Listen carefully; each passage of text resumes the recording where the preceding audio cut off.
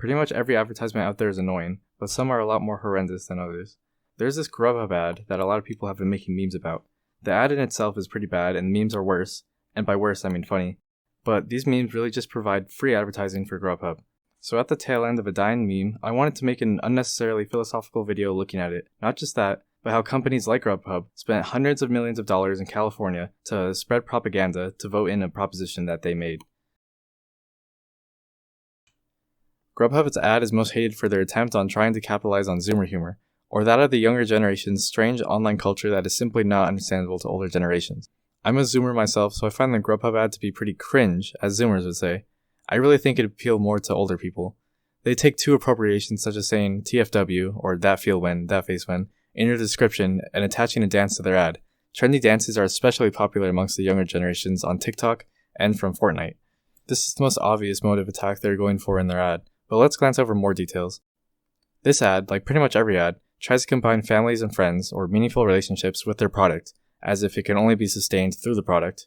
So Grubhub quickly shows a family perk, which shows that deals aren't for only just one person, but everyone can have a deal for themselves. It doesn't just go past relationships too, it goes past any ethnicity or race. There's a black woman, there's a white woman, and there's even a pregnant woman, so everyone's recognized in this ad. Advertisers have been adding a lot more diversity and representation in their ads, but it's really not a big deal at all. Some people make it out to be that these corporations are actually woke or progressive, like they actually care, but they really don't. It's just like a marketing ploy. There's been a lot of reactions to these sort of things, where people hate it or people just kind of acknowledge it, but either way, it's just free advertising for the corporations if more people talk about it, so that's really the main point. Also, what I found pretty funny was the main guy here has some very strange anatomy, like his brain is a lot bigger than his mouth. It's like the only thing he can think about is what he's going to order off Grubhub next week. Ideally, this would be what everyone would look like under like capitalism, just like the people in WALL-E. To go any deeper, we first have to recognize how this advertisement, and Grubhub's other ad, perfectly describe the appeal of their service, and how I see they're descriptive of our modern society. Let's notice two things. First, in the ad, the plain chicken sandwiches just materialize instantly into his hand. The bag in which it later came in the ad just shows Grubhub on it. In the second ad, it shows the food arriving in just a brown floating paper Grubhub bag. It's almost as if no human had to deliver it to it, but rather Grubhub is an ethereal being crossing the planes of existence to get you that chicken sandwich. This is what Grubhub is selling, a service, not chicken sandwiches. They act as the middleman between you and the chicken sandwich that you have demanded. Apparently on receiving this food, the pure euphoria felt wills one into an uncontrollable dance-like state, so I guess this solves the dancing plague of 1518. Delivery services definitely have their appeal, especially during the pandemic, and especially in the middle of a long suburban sprawl where you have to drive anywhere to actually enjoy anything. Or especially if you're in a city and every local business has been shut down and the sole food chain nearby is actually not easily accessible due to multiple cuts in public transportation that severely limited your ability to go anywhere except without a car in the middle of a densely populated city. Rants aside, the magic floating bag and cut to instant food are more than advertising techniques, but a mirror which reflects the society we live in, that of a consumer society. Grubhub service is not only of delivery, but sells the avoidance of other people. People who, when you've had to interact with, have to wear the service smile, the ingenuine veneer of compassion and gratitude. Meaningless small talk with cash or card, receipt or no receipt, bag or no bag, interjecting between asking how your day was. Retail and food workers especially know the exhausting reality of this, as it is integral to working in customer service. Customers that are kind in response to this practice not only just practice goodwill, but expectations set by society in a reciprocal exchange of human relations. I am describing what French philosopher Jean Baudrillard calls the society of solicitude. Quote, functional service relationship is openly warm, spontaneously personalized, and definitively pacified. It is neither of these things, for it is no longer a question of sincerity or cynicism, but of functionalized human relations, cleansed of all temperamental or psychological aspects. The only outcome is a generalized social game, for it is everyone's lot today, and not just in private life, but also in their social and occupational practice. To receive or provide service, everyone is, to a greater or lesser extent, everyone else's tertiary sector. The vital minimum of social communication is only achieved by this pressurized relational performance, in which everyone is engaged. This analysis, made to describe France in the 1970s, is especially pertinent in present-day US, where the majority of those employed are in the service industry. It is no wonder the US economy is best described as a service economy.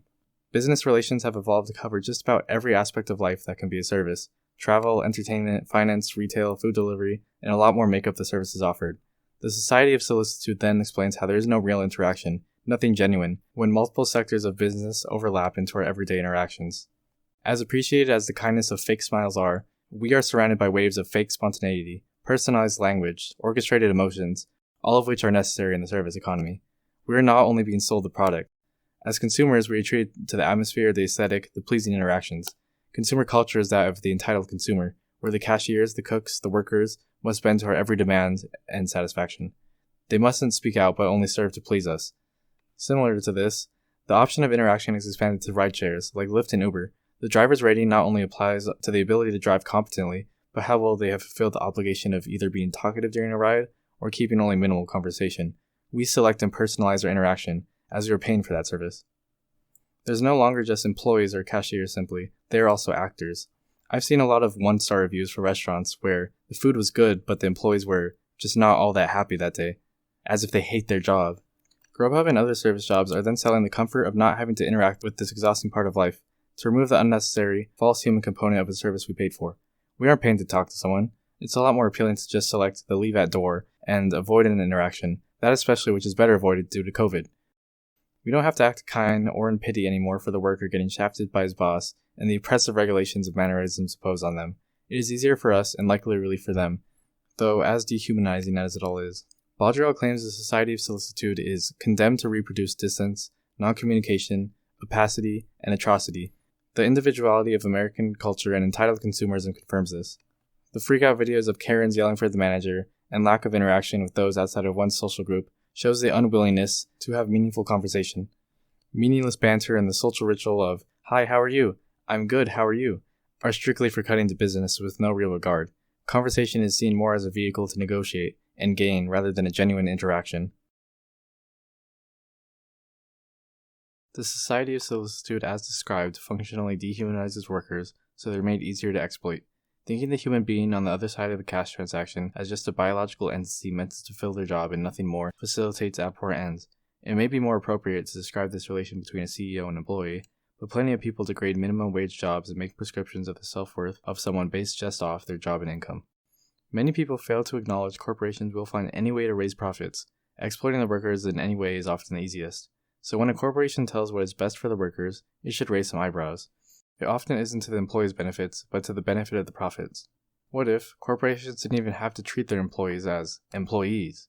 If basic workers' rights could be denied while still milking the fullest extent of labor possible, corporations exempt themselves from the law to give them the leeway to exploit their workers.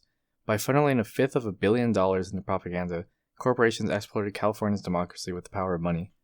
Let's just start with what this whole ordeal was about. On the ballot in California's 2020 general election, multiple corporate-funded propositions that would only serve the interests of the rich were put up to vote for. The rest of these could all use their own video, but this video is focused on what I am sure all Californians are familiar with, at least by name, Proposition 22. The information on the ballot I thought was pretty clear, but can be read ambiguously and actually reads as if it is counter to what the barrage of advertising was promising. Let's look at this ad to see what most Californians were exposed to, and probably the only information they got on it. California. Let's talk about Prop 22. 22 lets ad-based drivers stay independent and provides new benefits, including an earnings guarantee and health care. Join drivers and social justice groups like the NAACP than voting yes on Prop 22. Join drivers like me. Support Prop 22. 22 protects the ability of drivers like me to continue working as independent contractors. By a 4-to-1 margin, drivers want to stay independent. And Prop 22 provides new benefits like healthcare, Mileage, an earnings guarantee, Accident insurance. Join me and hundreds of thousands of app-based drivers in voting yes on Prop 22. Prop 22 promised earnings guarantee, mileage, healthcare, accident insurance, and getting to stay independent for gig workers. The ballot reads that Prop 22 exempts companies from having to provide worker benefits like rights employees have, such as minimum wage, overtime pay, workers' compensation, unemployment insurance, and paid sick leave. But they seem like pretty sweet deals, right? And on top of that, you get to stay an independent contractor, not a lame employee, but essentially an entrepreneur. We'll look more into the reality of these promises, but let's get more with the background. This proposition, with $200 million in funding, was the most funded in U.S. history. It was proposed by DoorDash, Uber, Lyft, in opposition to California's AB5. AB5 put strict measures on the classification of an independent contractor. This law was enacted to make the companies prove employees were actually working outside the scope of the company to be classified as independent. Proposition 22 was created to allow the companies funding it to be exempted from the law, and to be able to declare their workers as independent contractors. They of course needed this exemption because it is pretty inarguable that the gig workers are working outside of company influence. Companies saw how much money they could make if they were to reclassify their employees as independent contractors. Companies that were on the Vote Yes campaign threatened to leave California operations if it were to fail, which is funny because they also made the claim that drivers would lose flexibility and the ability to work for multiple companies if Prop 22 failed. So they're just empty threats, like really contradictory, and it shows where their priorities are. The massive amount of funding this initiative received show how these corporations are willing to invest to get even more profit down the line. The wave of propaganda wasn't real. I, like many other Californians, were met with non-stop ads in favor of Proposition 22, which were funded by the corporations. On YouTube, in television, on Twitter, in the mail, and especially through text, everywhere where the arm of propaganda could be extended. It goes to show how cheap democracy can be bought by corporations. Consumers weren't the only targets of the ads. It is most important for support to be generated from the workers, who are so willingly to give their rights away. This is done obviously by their own vocal support, which many were actually not in favor of, or at least appealing to an overwhelming support, as if the group always thinks in its best interest, which it usually doesn't. A spokesperson for Uber claimed, "It can't distract from the truth that the vast majority of drivers support Prop 22 and have for months because they know it will improve their lives and protect the way they prefer to work," he says, while citing the holy number of 72% approval for the proposition by gig workers. A questionable number. Any statistic provided by a corporation is a red flag, on how it is used and how it is arrived at. Studies through corporate funding usually just suit their interests, like how the tobacco industry manipulates studies on the harmful effects of smoking for decades, or how oil companies fund their own contradictory studies, alike with Coca-Cola downplaying the harm of cigarette consumption. Many researchers have even come out demanding corporate influence stay out of studies on the gig economy, because their conclusions that they reach blur the reality of the statistics above and how well Prop 22 would actually benefit workers. Let's see more fallacious propaganda. Mailers were sent out for progressive and other minority groups. All of the ballots they were leading voters to vote for were actually working in opposition to these groups. Also, as you may notice in the ads, Yes on Prop 22 takes support from the NAACP, which they themselves had questionable support on various corporate propositions. Being a progressive voter guide, this even caught the attention of Bernie Sanders, and he came out to disavow it on Twitter. Remember that these malicious attacks were only a part of a very large propaganda campaign. I swear every YouTube video I watched was first met with 15-second unskippable Prop 22 ads, and every TV ad break had only corporate propaganda, which that's actually how TV is. So after seeing those and the gross means of manipulation, did Prop 22 actually deliver now that it's in effect? Is being an independent contractor really all that great, on top of all the proposed benefits listed by the corporations? No, of course not, because they're all lies. Here are the main benefits proposed. 120% of the local minimum wage for each hour a driver spends driving, with passenger or en route, but not time spent waiting. 30 cents per mile for expenses for each mile driven with passenger or en route. And it requires the companies to pay medical costs and some lost income for drivers hurt while driving or waiting. Also within it, the dirtiest thing was that it requires a 7/8 majority, or 85%, and the governor's signature required to amend it. Contrast this to the alternative, where other ballot measures only propose a 2/3 majority, or 66%. The 85% over 66% is absolutely ridiculous. It's almost as if this never can get overturned, which was their exact goal. Also take the special emphasis on how stuff is actually earned. It's earned through driving en route, not through waiting, so you always have to be engaged to actually earn anything. Quote, workers will also have to cover their own fees like insurance and whatever remains of the healthcare stipend, which by the way is not actually gratuitous and requires about the same commitment as a full-time job, spent driving en route of course, to reap the full reward. The companies would have then give qualified drivers a stipend of 82% of the average premium, said Jeff Vedder, a spokesperson for the Yes on 22 campaign. On average, U.S. employers already covered 82% of premium costs for single coverage in 2019. Most drivers work part-time and spend about one-third of the time waiting for rides and deliveries. According to the nonpartisan State Legislative Analyst Office, using that equation, drivers would need to work an average of 37.5 hours per week for a single company in order to receive the full stipend. A driver who averages at least 15 but less than 25 hours of engaged time per week could be eligible for 15% of the stipend. A vacation or illness could mean that drivers can't maintain the hours required by the measure, costing them their stipend, and perhaps their insurance, for that quarter and stripping them of the stability usually associated with job-based coverage, Jacob said. Drivers who value the ability to make their own schedules would have to figure out how to work an average of nearly 40 hours per week, essentially full-time, to receive the full stipend. The stipend would cover a fraction of the premiums for health insurance. That's typically less generous than what they get as employees. Keep in mind that the cheapest healthcare plans in California usually average out to $300, and they pay the most in premiums. Under Proposition 22, workers would also receive reimbursement of 30 cents for each engaged mile, but employee status would entitle drivers to 57.5 cents per mile driven, in accordance with Internal Revenue Service guidance. The proposition also includes a healthcare subsidy and occupational accident insurance to cover on-the-job insurance. If gig companies complied with AB5, workers would have access to the full slate of benefits, including overtime pay for time worked past 40 hours a week, paid sick leave, unemployment insurance, and workers' compensation. A recent report by UC Berkeley's Institute for Research on Labor and Employment found employee status would increase total driver compensation by about 30%. Saying you would earn more under Prop 22 is just a lie. Knowing full well that employees would be covered better, the CEO and PR maintained that under Prop 22 workers would be paid better. They'd have to slave their lives on the road, which poses a lot of risk for car accidents, actually. Research from UC Berkeley concluded that though these changes, should Proposition 22 pass, Uber and Lyft drivers can earn as little as $5.64 an hour, well below California's minimum wage. Despite all this, a lot of people still glorify the status of independent contractor. Flexibility is nice, but if that is all that is being argued for, then other rights are very easily stripped away. Some people only do these gig jobs for side income, but remember that some people also do this full-time for their entire income. You've probably seen drivers that have Uber, Lyft, and literally any other gig sticker on their car to maximize rides. Also remember that it'll be harder for everyone to secure the overhyped income if there are more and more people on the road. And if you were only paid for time spent delivering, not waiting, you'll want the least competition possible. Let's look at Grubhub again. No funding for Prop 22 actually came from them, but they took advantage of the passage aided by similar corporations.